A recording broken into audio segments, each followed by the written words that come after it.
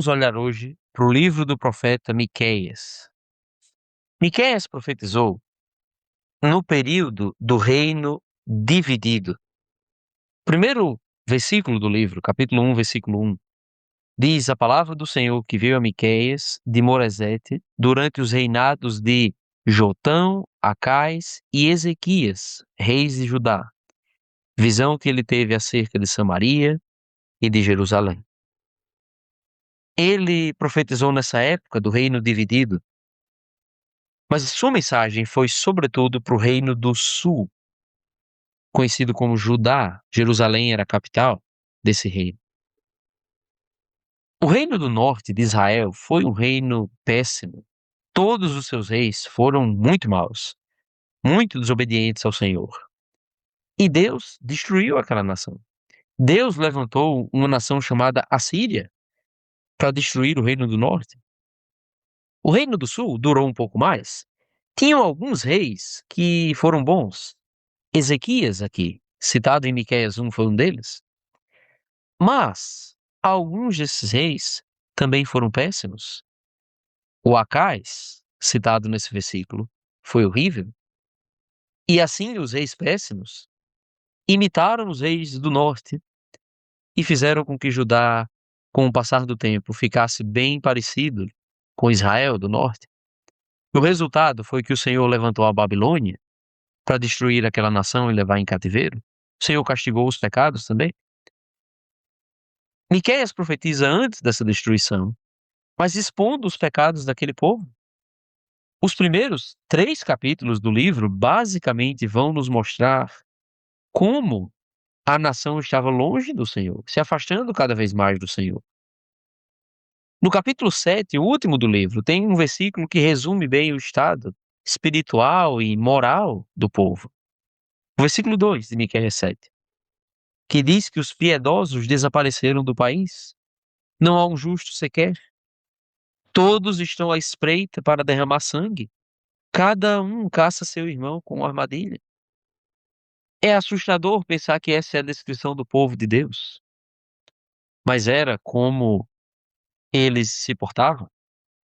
E assim o Senhor está dizendo que vai trazer castigo também por causa dos seus pecados. O Senhor mostra alguns desses castigos.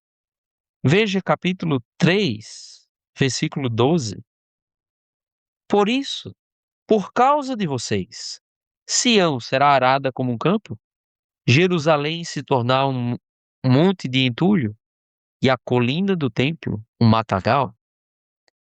Dá para entender que tudo isso é sinônimo de destruição? Seria o que Deus faria? Porém, além dessa mensagem dura, Miqueias também tem mensagens de esperança. E essas mensagens falam principalmente sobre o Messias que haveria de vir.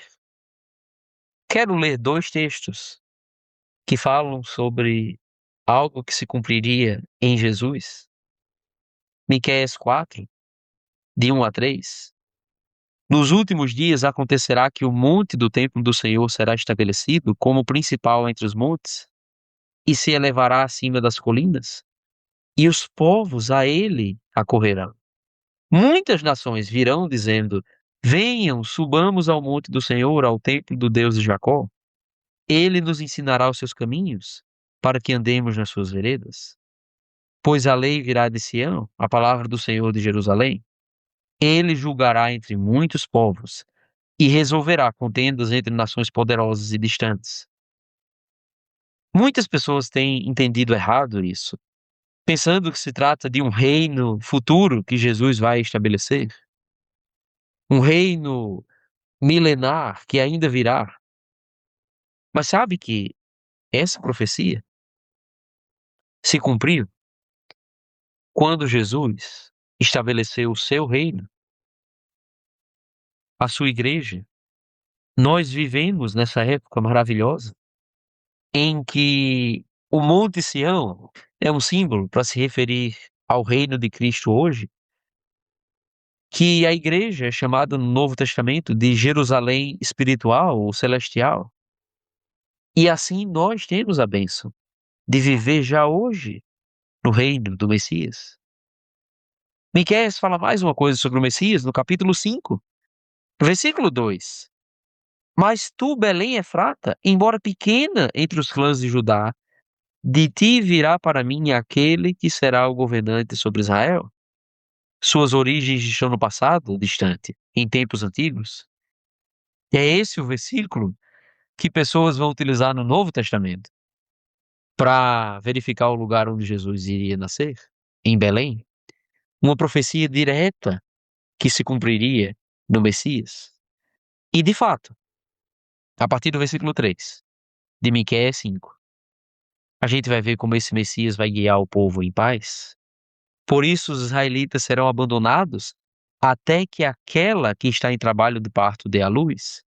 Então o restante dos irmãos do governante voltará para unir-se aos israelitas. Ele se estabelecerá e os pastoreará na força do Senhor, na majestade do nome do Senhor, o seu Deus. E eles viverão em segurança, pois a grandeza dele alcançará os confins da terra. Aquele povo iria enfrentar o cativeiro, iria sofrer por alguns anos, mas Deus iria trazê-los de volta. E o Messias viria de Judá, nasceria em Belém, e iria estabelecer um reino para todos os homens que se achegassem com humildade e obediência a ele. E nós vivemos nessa era em que Jesus reina. É uma belíssima mensagem do profeta Miqueias. Para encerrar, eu gostaria de ler um versículo que nos oferece mais uma boa lição nesse livro. Resume sua mensagem e resume como deve ser nossa vida. Veja Miqueias 6, versículo 8. Ele mostrou a você, ó homem, o que é bom e o que o Senhor exige. Pratique a justiça, ame a fidelidade e ande humildemente com o seu Deus.